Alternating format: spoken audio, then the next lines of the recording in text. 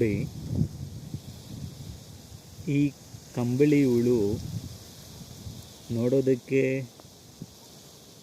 ಒಂದು ಸ್ವಲ್ಪ ವಿಚಿತ್ರ ಅನಿಸಿದ್ರೂ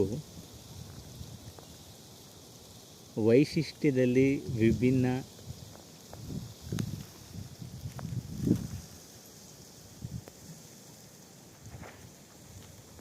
ಮತ್ತು ಸಾಮಾನ್ಯವಾಗಿ ಕಾಣೋ ಕಂಬಳಿ ಹುಳುಕ್ಕಿಂತ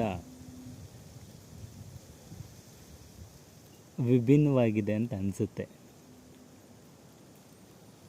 ಪ್ರಕೃತಿ ನಮಗೆಷ್ಟೆಲ್ಲ ತೆರೆದ ಪುಸ್ತಕದಂತೆ ಕಲಿಕೆಯನ್ನು ಕಲಿಸುತ್ತೆ ಅಂದರೆ, ಪ್ರತಿಯೊಂದು ಹುಟ್ಟಿದ ಮಗುವು ಕೂಡ ಕಂಬಳಿ ಹುಳುವಿನಂತೆ ವಿಚಿತ್ರ, ವಿಭಿನ್ನ, ವೈಶಿಷ್ಟ್ಯ ಮತ್ತು ಅತಿ ಮುದ್ದಾಗಿರ್ತವೆ.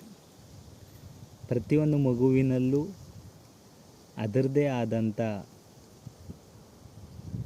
ವಿಭಿನ್ನ ವೈಶಿಷ್ಟ್ಯವಾದಂಥ ಕಲೆ ಆಗ್ಬೋದು, ಸಾಹಿತ್ಯ ಆಗ್ಬೋದು, ಸಂಗೀತ ಆಗ್ಬೋದು, ಕ್ರೀಡೆ ಆಗ್ಬೋದು, ವ್ಯಾಯಾಮ ಆಗ್ಬೋದು,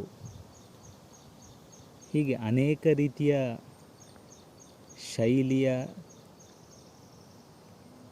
ಕಲೆ ಕೌಶಲ್ಯಗಳನ್ನ, ಬದುಕಿನ ಅಗತ್ಯಗಳಿಗೆ ಬೇಕಾಗಿರುವಂಥ ಎಲ್ಲ ಜ್ಞಾನದ ಪೂರ್ಣತೆಯನ್ನು ಪಡೆದೇ ತಾಯಿ ಗರ್ಭದಿಂದ ಹೊರಗಡೆ ಬರ್ತಾರೆ.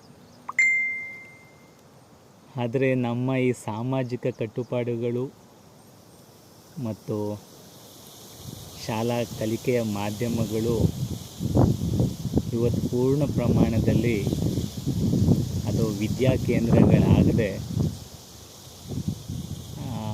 ವ್ಯಾವಹಾರಿಕ ಕೇಂದ್ರಗಳಾಗಿದೆ. ಅಂದರೆ ಒಂದೇ ಮಾತಲ್ಲಿ ಹೇಳೋದಾದರೆ ಸರಳವಾಗಿ ದುಡ್ಡನ್ನ ದುಡಿಯೋ ಅಂಥ ಸಣ್ಣ ಪುಟ್ಟ ಫ್ಯಾಕ್ಟ್ರಿಗಳಾಗಿದ್ದಾವೆ. ಸಣ್ಣ ಪುಟ್ಟದೇನು, ತುಂಬ ದೊಡ್ಡ ಮಟ್ಟಕ್ಕೆ ದುಡಿತಾ ಇದ್ದಾವೆ.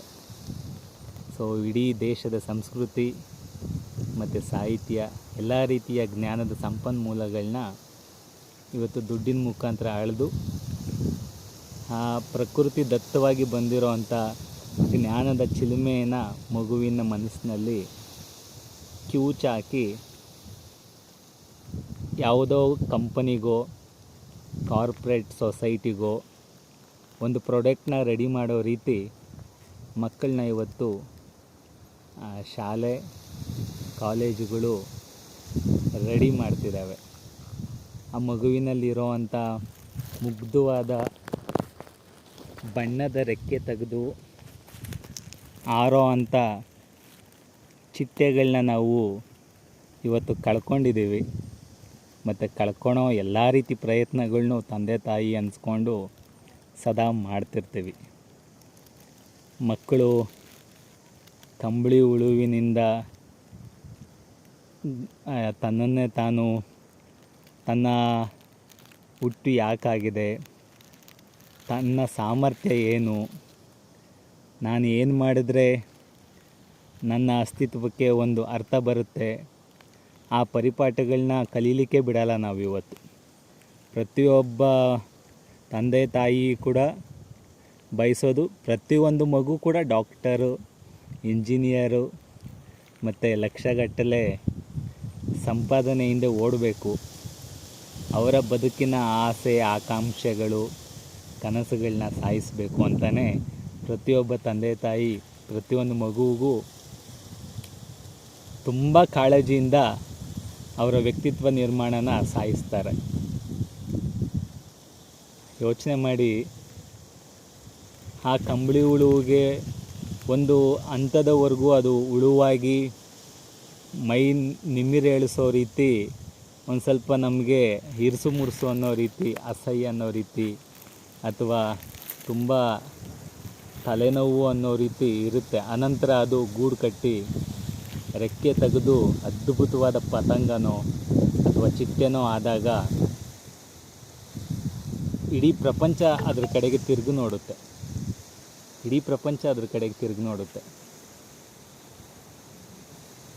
ದಯಮಾಡಿ ಮಕ್ಕಳನ್ನ ಬೆಳಿಲಿಕ್ಕೆ ಬಿಡಿ. ಅವರ ಬದುಕಿನ ಅರ್ಥ ಸಾರ್ಥಕತೆಗಳನ್ನ ತಿಳ್ಕೊಳ್ಲಿಕ್ಕೆ ಅವಕಾಶ ಕೊಡಿ.